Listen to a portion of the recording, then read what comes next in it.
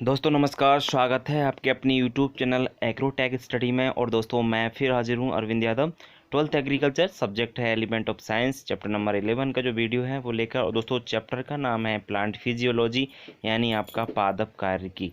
दोस्तों पादप कार्य की जो चैप्टर है मैं आपको 10 चैप्टर एलिमेंट ऑफ साइंस से पढ़ा चुका हूँ। 11वां चैप्टर मैं लेके आया हूँ दोस्तों, और 11वें चैप्टर का नाम है प्लांट फिजियोलॉजी। और इस चैप्टर से जो क्वेश्चन आना है वो दोस्तों 5 नंबर का क्वेश्चन आपका पूछा जाता है। ठीक है दोस्तों, तो हम आज अध्ययन करेंगे आपके प्लांट फिजियोलॉजी के बारे में विस्तार से। दोस्तों अगर आप हमारे यूट्यूब चैनल पर नए हैं तो हमारे चैनल को सब्सक्राइब जरूर कर लीजिए। दोस्तों अगर आपको किसी भी क्वेश्चन में डाउट होता है तो हमारे मोबाइल नंबर पर आप कॉल करके या व्हाट्सअप करके भी पूछ सकते हो। दोस्तों देर न करते हम इस वीडियो की शुरुआत कर लेते हैं। सबसे पहले है चैप्टर नंबर 11 और चैप्टर का नाम है प्लांट फिजियोलॉजी। दोस्तों यह चैप्टर बहुत समझने लायक है, पूरा आप समझते जाएंगे और आपको समझता आता चला जाएगा। तो समझते हैं। सबसे पहला क्वेश्चन, बाष्पोत्सर्जन किसे कहते हैं, इसको प्रभावित करने वाले कारक लिए। वेरी इंपॉर्टेंट क्वेश्चन है दोस्तों। सबसे पहले हम समझेंगे बाष्पोत्सर्जन होता क्या है। देखिए दोस्तों, जीवित पौधों द्वारा जल को पौधे के विभिन्न भागों जैसे पत्ती, तने, शाखाओं आदि द्वारा वाष्प के रूप में बाहर निकालने की क्रिया बाष्पोत्सर्जन या उत्सवेदन कहलाती है। देखो दोस्तों, मैं आपको सिंपल भाषा में समझाऊं तो आपके जो पौधे होते हैं ना, पौधे में जो पत्तियां होती हैं, पत्तियों में या शाखाओं या तने जो भी होते हैं, उनमें दोस्तों विशेष प्रकार के छिद्र पाए जाते हैं। उन छिद्रों को रंध्र कहते हैं। उनके द्वारा दोस्तों क्या होता है, पानी को या जल को पौधे बाष्प के रूप में क्या करते हैं, वायुमंडल में उड़ा देते हैं। उस क्रिया को ही बाष्पोत्सर्जन कहा जाता है। और यह क्रिया सिर्फ जीवित पौधों में होती है, मतलब पौधा काट दिया तो उसमें ये नहीं होती है। दोस्तों इसको उत्सवेदन भी कहा जाता है। ठीक है, बाष्पोत्सर्जन आपको समझ में आ गया होगा। अब बात करते हैं प्रभावित करने वाले कारक की। दोस्तों कौन कौन से कारक जो हैं वो बाष्पोत्सर्जन को प्रभावित करते हैं। सबसे पहले हम बात करते हैं वायुमंडलीय आर्द्रता की। तो वायुमंडलीय आर्द्रता क्या होती है, सबसे पहले ये जानना बहुत जरूरी है। दोस्तों आर्द्रता का मतलब होता है वायुमंडल आपका जो है उसमें नमी की मात्रा। नमी जितनी कम होगी बाष्पोत्सर्जन उतना ही अधिक होगा। सही बात है, जिस क्षेत्र में पानी की मात्रा पहले से ही है तो वहाँ पर जल वाष्प नहीं होगा, लेकिन आर्द्रता वहाँ पर अगर अधिक है तो बाष्पोत्सर्जन दर है वो भी क्या हो जाती है, घट जाती है। बिल्कुल दोस्तों, वायुमंडलीय आर्द्रता कम हो जाए तो जल वहाँ पर अधिक जाएगा, और अगर आर्द्रता अधिक हो तो वहाँ पर जल नहीं जाएगा। तो आपको समझ में आ गया होगा कि वायुमंडलीय आर्द्रता कम होने पर तो बाष्पोत्सर्जन अधिक होता है, लेकिन आर्द्रता अगर अधिक है, नमी की मात्रा वायुमंडल में अधिक है, तो बाष्पोत्सर्जन दर अपने आप ही घट जाएगी, क्योंकि वायुमंडल में जल की मात्रा पहले से ही है, वायुमंडल में नमी की मात्रा पहले से ही है, यानी वहाँ की आर्द्रता अधिक है। ठीक है दोस्तों, दूसरा पॉइंट है वायु। तो वायु कैसे प्रभावित करती है, तेज हवा होने पर बाष्पोत्सर्जन की दर बढ़ जाती है। बिल्कुल दोस्तों, हवा अधिक चलेगी तो आप कह सकते हो जल की मात्रा अधिक उड़ेगी। बिल्कुल, बाष्प की मात्रा अधिक उड़ेगी पौधों से, लेकिन अगर हवा कम है तो बाष्पोत्सर्जन की दर भी कम हो जाएगी। बिल्कुल, हवा अगर बिल्कुल नहीं चलेगी या कम हो जाएगी तो पानी आप अंदाज़ा लगा सकते हो कि पानी कम उड़ेगा। ठीक है दोस्तों, तीसरा पॉइंट है प्रकाश। तो प्रकाश कैसे प्रभावित करता है आपके बाष्पोत्सर्जन को। प्रकाश की तीव्रता बाष्पोत्सर्जन की दर को बढ़ाती है। बिल्कुल दोस्तों, अगर प्रकाश अधिक है, अधिक धूप खिल रही है, तो आप लोग अंदाज़ा लगा सकते हो कि टेम्परेचर भी अधिक होगा। जब प्रकाश अधिक होगा, टेम्परेचर अधिक होगा, तो आपको पता है कि बाष्पोत्सर्जन की दर ऑटोमेटिकली बढ़ जाएगी, क्योंकि पानी अधिक उड़ने लगता है बाष्प बन करके। जबकि अंधेरे में बाष्पोत्सर्जन की दर कम हो जाती है। बिल्कुल, क्योंकि धूप बिल्कुल बंद हो जाती है, तो रात में बाष्पोत्सर्जन की जो दर है वो बिल्कुल ना के बराबर हो जाती है। तो आपको समझ में आया हुआ कि प्रकाश कैसे प्रभावित करता है आपके बाष्पोत्सर्जन को। अब बात करते हैं हम तापमान के बारे में। दोस्तों तापमान बढ़ने पर बाष्पोत्सर्जन की दर भी बढ़ जाती है। बिल्कुल, जितना अधिक टेम्परेचर होगा उतना ही अधिक बाष्पोत्सर्जन की क्रिया होगी, लेकिन तापमान कम होने पर बाष्पोत्सर्जन की दर भी कम हो जाती है। बिल्कुल, तापमान अगर अधिक होगा तो बाष्पोत्सर्जन की दर भी अधिक होगी, और तापमान कम होगा तो बाष्पोत्सर्जन भी कम होगा। ठीक है दोस्तों, ये पॉइंट्स थे आपको बाष्पोत्सर्जन को प्रभावित करने वाले कारक, जो आपको अच्छी तरह से समझ में आ गया होगा। नेक्स्ट क्वेश्चन है दोस्तों, बाष्पोत्सर्जन के प्रकार लिखिए। तो जो आपका बाष्पोत्सर्जन होता है उसके कौन कौन से प्रकार होते हैं, हम उनको अच्छी तरीके से समझेंगे। बाष्पोत्सर्जन के निम्न प्रकार होते हैं। सबसे पहला है रंध्रीय बाष्पोत्सर्जन, धामेरा लगेगा नीचे। रंध्रीय बाष्पोत्सर्जन क्या होता है समझिए। पौधों में बाष्पोत्सर्जन की क्रिया का लगभग 90 से 97% पत्तियों की सतह से रंध्रों द्वारा होता है। बिल्कुल आपको पता होना चाहिए, आपकी जो पौधे होते हैं, जो भी पेड़ होते हैं, उनकी जो पत्तियां होती हैं उनमें छिद्र पाए जाते हैं। बहुत विशेष प्रकार के छिद्र होते हैं जो आपको देख नहीं सकते नंगी आंखों से, लेकिन आप माइक्रोस्कोप से इनको देखा जा सकता है। तो उन रंध्रों के द्वारा 90 से 97% जल, पत्तियों की जो सतह होती है उस पर जो छिद्र पाए जाते हैं उन्हें जो रंध्र कहते हैं, उन्हीं द्वारा आपका पानी जो है जल बाष्प बनकर उड़ जाता है। तो आपको समझ में आएगा रंध्रीय बाष्पोत्सर्जन क्या होता है। पौधों में बाष्पोत्सर्जन की क्रिया का लगभग 90 से 97% पत्तियों की सतह से ही होता है। और किसके द्वारा होता है? रंध्रों द्वारा। रंध्र क्या होते हैं मैंने आपको समझा दिया है कि पत्तियों में कुछ विशेष प्रकार के छिद्र पाए जाते हैं, उन्हें रंध्र कहते हैं।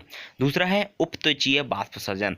उपत्वचीय बाष्पोत्सर्जन क्या होता है दोस्तों? बाष्पोत्सर्जन का 3 से 10% भाग उपत्वचा के द्वारा होता है। उपत्वचा का मतलब क्या है दोस्तों? इस क्रिया में जल सीधे ही पौधे के बाहरी भागों जैसे एपिडर्मिस कोशिकाओं से बाहर निकल जाता है। बिल्कुल दोस्तों, एपिडर्मिस कोशिकाएं क्या होती हैं? जो कोशिकाएं, उसमें ऊपर जो कोशिकाएं पाई जाती हैं, उनमें उन कोशिकाओं के द्वारा ही ऊपर की, समझ लीजिए ऊपर त्वचा है, ऊपर की आपकी कह सकते हैं आप छाल है, पौधे की छाल द्वारा ही जो कोशिका होती हैं उन छाल के द्वारा ही पौधे से पानी या जल जो होता है ना बाष्प बन करके उड़ जाता है, उसे उपत्वचीय बाष्पोत्सर्जन कहा जाता है। तीसरा दोस्तों वातरंध्रीय बाष्प। वात मतलब होता है दोस्तों हवा। तो आपका जो वातरंध्रीय बाष्पोत्सर्जन होता है वो क्या होता है समझिए इसको। दोस्तों तीसरा आपका जो पॉइंट है, पुराने जो पौधे होते हैं काष्ठीय तनों के ऊपर छाल के नीचे कुछ विशेष प्रकार के छोटे छोटे रंध्र बन जाते हैं जिन्हें वातरंध्र कहते हैं, और इन्हीं के द्वारा जल बाष्प बन करके उड़ जाता है। बिल्कुल पुराने पौधे होते हैं, मतलब कुछ मान के चलिए कोई ओल्ड पौधा है, पेड़ है पुराना, काष्ठीय तनों, काष्ठ का मतलब होता है कठोर उनके तने होते हैं, तो उनकी ऊपरी जो छाल होती है ना, छाल के जस्ट नीचे कुछ विशेष प्रकार के छिद्र बन जाते हैं छोटे छोटे। तो उन छोटे छोटे छिद्र होते हैं, उन्हें कहते हैं रंध्र। और दोस्तों उन रंध्रों द्वारा ही कुछ जल वाष्प बन करके उड़ जाता है, तो उसे वातरंध्रीय बाष्पोत्सर्जन कहते हैं। दोस्तों 3 प्रकार है बाष्पोत्सर्जन जो आपको अच्छी तरह से समझ में आ चुके हैं। बहुत इंपॉर्टेंट क्वेश्चन है नेक्स्ट दोस्तों, बाष्पोत्सर्जन एवं बाष्पीकरण में अंतर लिखिए। हम इसको अच्छी तरीके से समझते हैं।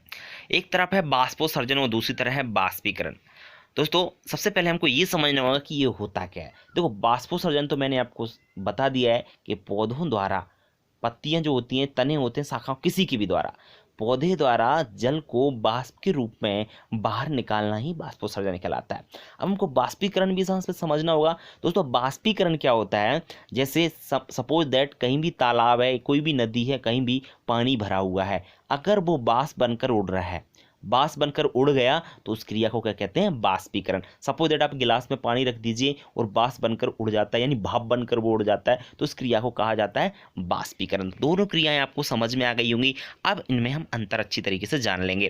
दोस्तों यह एक जैविक क्रिया है। बाष्पोत्सर्जन क्या है? आपका जैविक क्रिया है। बिल्कुल दोस्तों, ये जीवित पौधों में होती है इसलिए इसको जैविक क्रिया कहते हैं। लेकिन बाष्पीकरण एक भौतिक क्रिया है, बिल्कुल, क्योंकि पानी कहीं भी भरा हो वो उड़ जाएगा, तो उसको कह सकते हैं फिजिकल कंडीशन है, तो आप कह सकते हैं बाष्पीकरण क्या है? एक भौतिक क्रिया है। दूसरा पॉइंट है दोस्तों, इस क्रिया में विभिन्न दबाव उत्पन्न होते हैं। बाष्पोत्सर्जन में क्योंकि पौधों में विभिन्न पराथरण दाब है, विसरण दाब, तो ये दाब उत्पन्न होते हैं, लेकिन बाष्पीकरण में कोई दाब उत्पन्न नहीं होता है। बिल्कुल नहीं होता, कोई उत्पन्न नहीं होता, क्योंकि कहीं पानी भरा हुआ है और बाष्प बनकर उड़ गए तो कौन सा दाब उत्पन्न हुआ? कोई भी दबाव उत्पन्न नहीं हुआ, तो कह सकते हैं बाष्पीकरण में कोई दबाव उत्पन्न नहीं होता है।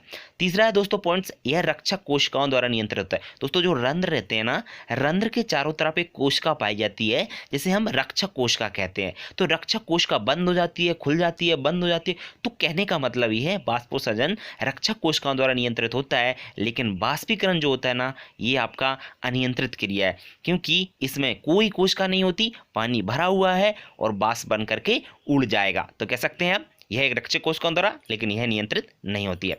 चौथा पॉइंट है दोस्तों, यह क्रिया केवल जीवित कोशिकाओं में होती है, जबकि बाष्पीकरण खुली सतह पर होता है। बिल्कुल आपको अच्छी तरीके से समझ में आ चुका होगा। तो दोस्तों यह क्वेश्चन बहुत ही इंपॉर्टेंट है।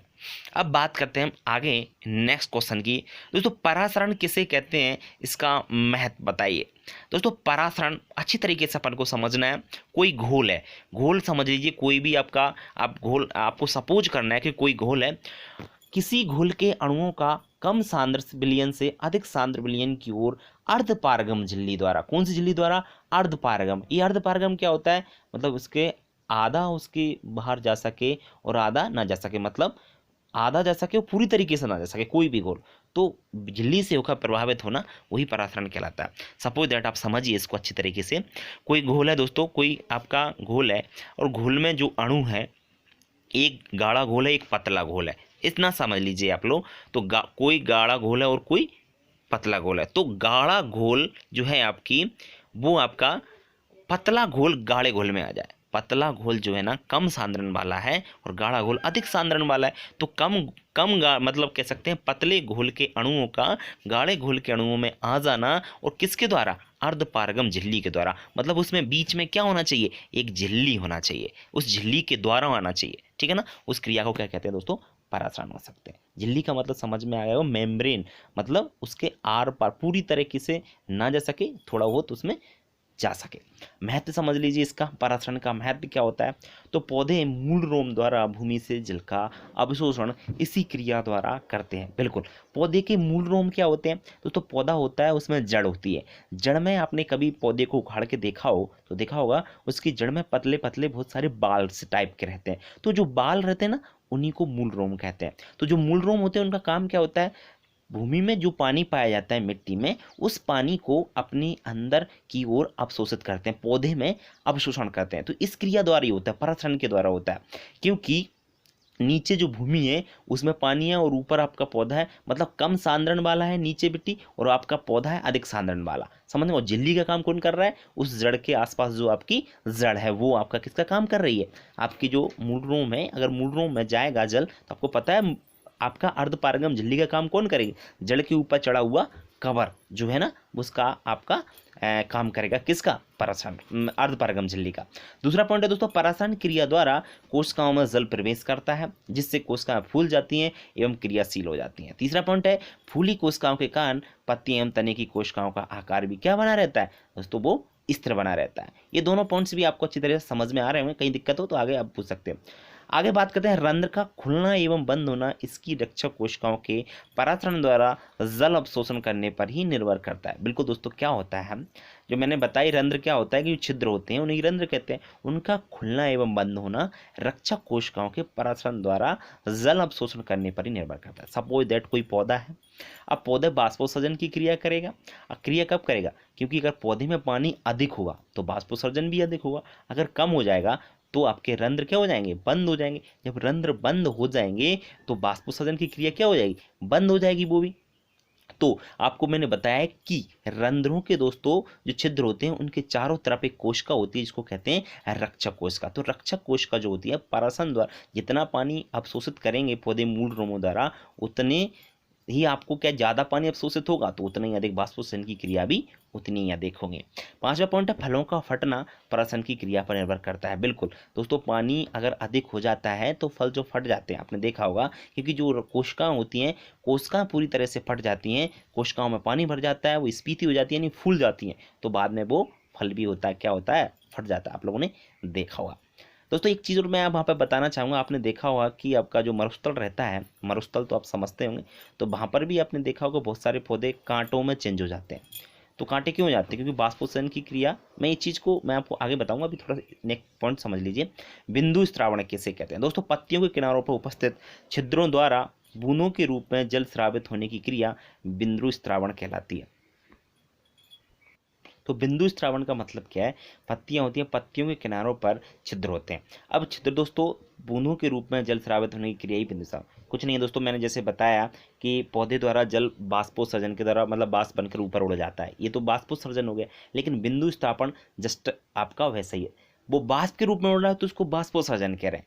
अगर पत्तियों के किनारों पर बूंद के रूप में पानी आ जाए तो उसको दोस्तों क्या कहा जाता है, बिंदु श्रावण कहता है। बस कभी कभी आपने देखा होगा कि पौधे की पत्तियों पर बूंद आ जाती है, वो कहाँ से आ जाती है कि बाष्प ना बन करके वो बूंद की बूंद निकल आती, उसको बिंदु श्रावण कहा जाता है। हाँ दोस्तों, मैं एक चीज़ बता रहा था आपको, मरुस्थल। मरुस्थल कहाँ होता है, जहाँ पर पानी नहीं होता। राजस्थान का कुछ क्षेत्र है, जैसलमेर का, वहाँ आप जाओगे तो वहाँ के पौधे कटीले होते हैं। क्यों होते हैं, क्योंकि बाष्पोत्सर्जन पौधे ज़्यादा नहीं कर पाते, तो पौधे क्या कहते हैं, अब पत्तियाँ जो होती हैं ना वो कांटों में चेंज हो जाती हैं, पानी को अधिक खींचना करने के कारण, क्योंकि पानी है ही नहीं। जब पानी है ही नहीं, जब पानी होगा तो बाष्पोत्सर्जन की क्रिया हो जाएगी, बाष्पोत्सर्जन की क्रिया होगी तो पानी तो वैसे भी नहीं है, तो इसलिए पौधे अपने आप को, पत्तियों को कांटों में चेंज कर लेते हैं। दोस्तों यह चैप्टर और भी आगे है, लेकिन मैंने आज इतना ही लिया जिससे आप आज इतना याद करें। कल इसी चैप्टर को आगे बढ़ाऊंगा, आज के लिए इतना ही। दोस्तों अगर आप हमारे यूट्यूब चैनल पर नए हैं तो चैनल को सब्सक्राइब जरूर कर लें।